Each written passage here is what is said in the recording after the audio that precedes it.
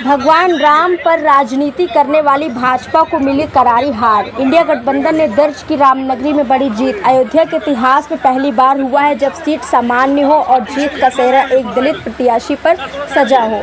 जी हां, यह मिल्कीपुर के वर्तमान विधायक दलित अवधेश प्रसाद अखिलेश यादव ने सामान्य सीट पर एक दलित को टिकट देकर सभी को चौंका दिया था, लेकिन अखिलेश यादव का यह प्रयोग सफल रहा। यही नहीं, अयोध्या में राम मंदिर मुद्दा फेल हो गया। फैजाबाद लोकसभा क्षेत्र से भाजपा की करारी शिकस्त हुई है। जनता की नाराजगी भाजपा प्रत्याशी लल्लू सिंह को ले डूबी।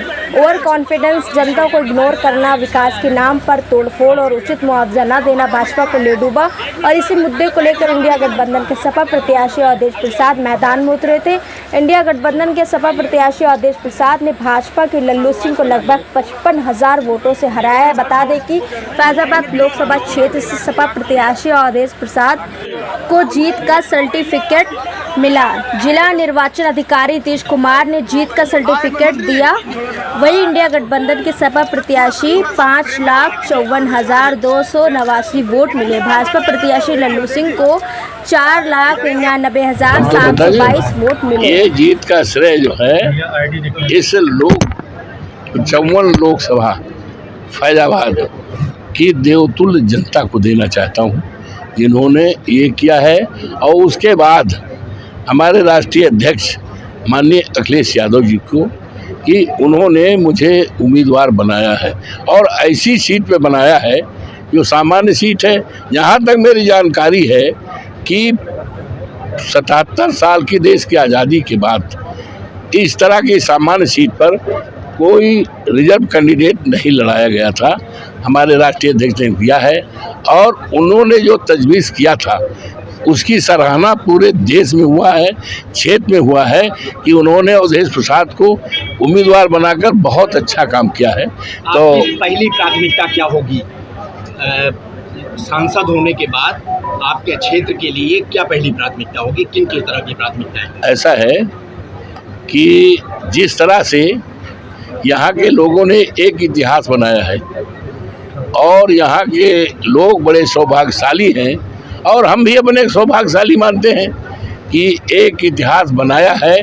और भारतीय जनता पार्टी जो पूरे देश को अयोध्या के नाम पर गुमराह करती थी और चुनाव में तमाम तरह के वो किए थे, यहाँ तक कि राष्ट्रपति जी भी आई थी, हमें उनके बारे में कुछ नहीं कहना है, और भूतपूर्व राष्ट्रपति भी आए थे। कौन नहीं आया था भाई? और पूरे देश को लाने का काम किया था। पूरे देश के चाहे मिनिस्टर हो, राज्यपाल है, सबको ये चुनाव की तैयारी के लिए लाया गया था। लेकिन ये सब पोल खुल गई है। अब इनके जहाँ से पट्टी में कोई नहीं आएगा। और ये फैजाबाद और अयोध्या ये मर्यादा पुरुषोत्तम राम की धरती है। उनकी मर्यादाओं खंडित की गई थी, उनको मर्यादाओं को पूरा करेंगे और पूरे क्षेत्र का विकास करेंगे। मंत्री जी, हर जीत के बड़े मायने होते हैं, लेकिन अयोध्या की जीत के कितने बड़े मायने हैं, कितना बड़ा संदेश है? अब इसको अर्थ लगा लो आप, कितने मायने हैं ये तो आप खुद विद्वान हैं। कितना मायने हैं ये तो देश में सब मैसेज गया, विदेश के लोग भी आ रहे हैं, तो इसी से अर्थ लगा लो। ये भाई ये तो मामूली सीट नहीं है ना, ये अयोध्या की सीट है और अयोध्या पर ही भारतीय जनता पार्टी पूरी राजनीति करती थी। पूरी देश में जो राजनीति की थी अयोध्या के रूप में करती थी। माननीय प्रधानमंत्री जी यहाँ से लड़ना चाहते थे। मैं तो सोचता था प्रधानमंत्री जी लड़े तो बहुत अच्छा होगा, वहाँ उनको भी जनता हराएगी।